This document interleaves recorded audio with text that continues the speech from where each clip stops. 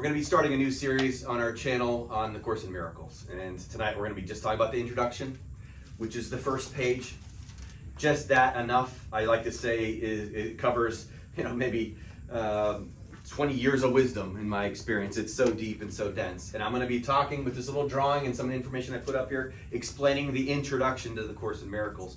Over time, we'll be doing more lectures, and I'll be going through much of the book and some of my favorite different teachings. But this evening, we're just going to talk about the first page and how good it is. So I drew something to try to back up what's on this first page to make sure that we're all on the same page in this group, but also moving forward. So let me read it to you first. This is A Course in Miracles. It is a required course.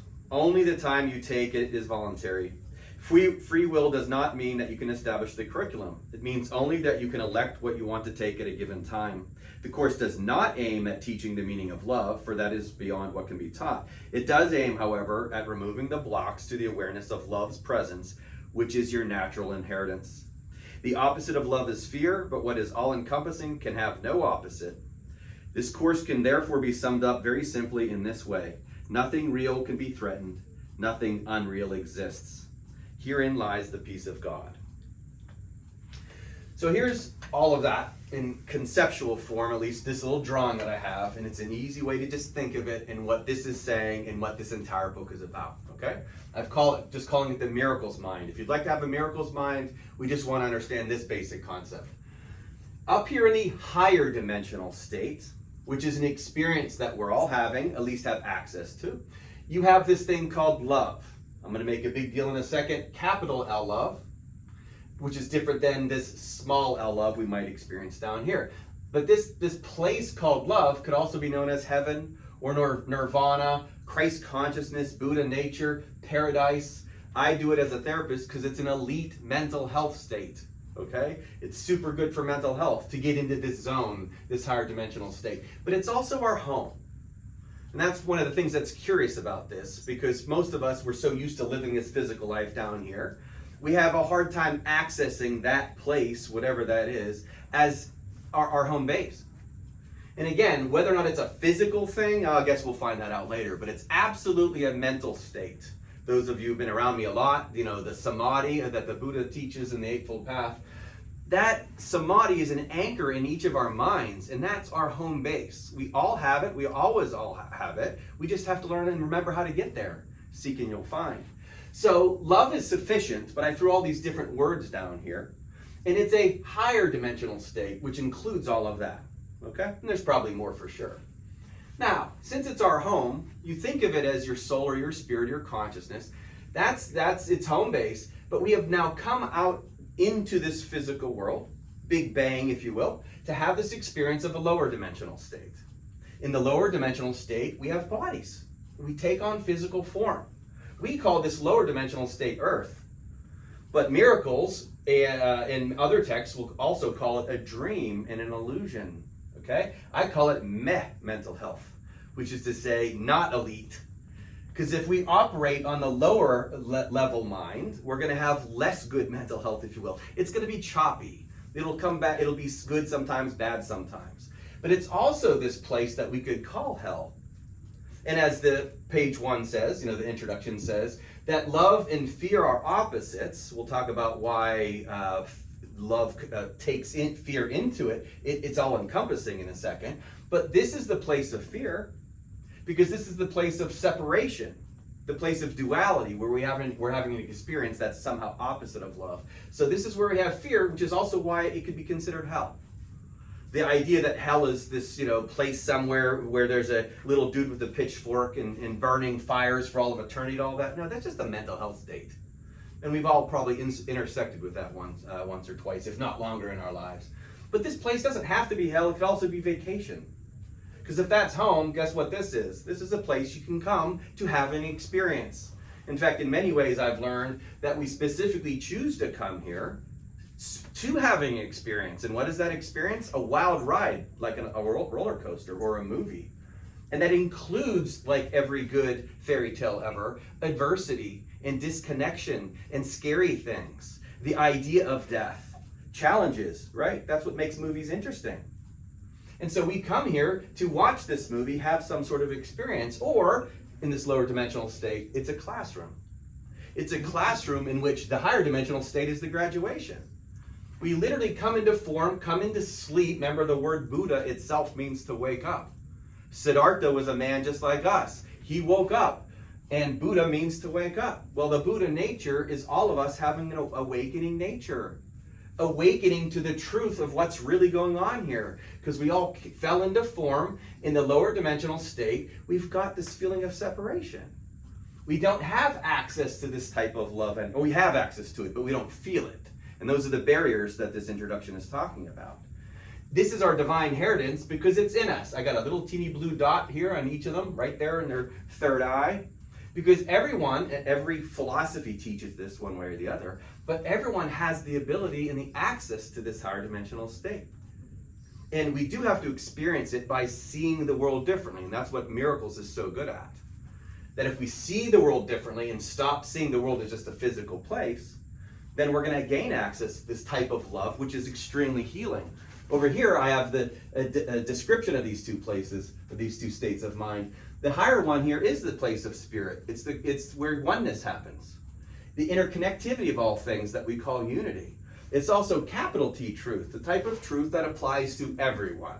Things like gravity applies to everyone, but also things like forgiveness. It always works. Anyone who's forgiven doesn't say, I wish I could go back to resenting, okay? It works. Then there's other truths like, is there a God or some sort of God? Is there an afterlife? Is there a meaning to all of this? These types of truths apply to everyone. In the lower dimensional state, I have small t truth, because those are relative truths. You have different opinions than other people because where you were born, and what your gender is, and what your race is, and all the diversities, we have different opinions. And those are small t truths. I'm not trying to say they're not true, but they're just true to you because that's your relative experience. The problem is people in this world are trying to force small t truths on everyone else. It just doesn't work as a strategy. Miracles is going to bypass all that, go straight to just capital T truths. This is the mindset of eternal nature. The lower self is the mindset of the temporary self. We know this thing goes away. The question is this thing real, or is that just a fantasy we're all having? Well, Miracles strives to get us access to that, so you can totally feel it. So in the lower mind, this is where we do have diversity. It's a wonderful thing when it's backed by love, okay? But it's not very effective when it's backed by the ego, which is actually the devil. And Miracles talks about the ego in great detail and how we have to learn how to get past that thing in order to experience this. It's the various blocks that the introduction says. The blocks that keep us from the awareness of our natural inheritance of love. I drew them as clouds. Just like the sun is up there in the sky, but clouds can get in the way and get in the way and block it. The thing that blocks our experience is our ego nature, or the idea of individuality, the separateness, that I'm different than you, and that person's different than me. And especially when we get into better than, worse than, right? I'm better than you or I'm worse than you. We lose on both sides. When it's understood that every single being has access to this, every single being, you could see a major difference between some people are working on it and some aren't. And the prophets, the great ones that have come before us, the Jesus and Krishna and Buddha, Muhammad, those types, the teachings all fold into this quite nicely. All of them do. But they're all saying the same thing. You have to find the God within. Now, some people are working on it, some aren't. Well, guess what? If you're working on it, there's a whole lot of challenges that go with that. But you're going to get closer to the truth in a way that will eventually heal you. Which is why Buddha's last words, strive for your own liberation with diligence, is so powerful. Because what is your journey? To try to convince others to do stuff? It's just not effective. You can try it all you want, but we're thousands of years into our humanity, and it's not getting any better, is it? And yet, if those of us who choose to get back into this state of mind, you see the healing that happens to you, and then you have the chance, as Miracles will teach, and we're going to go through all those teachings. That's really the only way you can help someone else. You help someone else by accessing this type of love yourself, and then you have the ability to spread that to others. And then that will change them on the level that we want to see change. Like Gandhi said, be the change you want to see in the world. So this is the world of the unconditioned, or as the introduction says, all-encompassing. Because this state of mind embraces everything. In the exact same way, if you're laying in bed at night and you have a dream, your dream state is inside your head, which is laying up there in bed, isn't it? Okay? And so whatever happens in that dream state, poof, when you wake up, it goes away. And now you're back to your home base, which is laying in bed sleeping, okay? Well, it's all encompassing because this experience we're having down here, this temporary experience, which is likened unto a dream, is a subset of this experience. The higher allows for the lower to happen. It's so we can have an experience down here, specifically an experience of adversity. That's what it's about, Buddha's first teaching. We all suffer, without exception.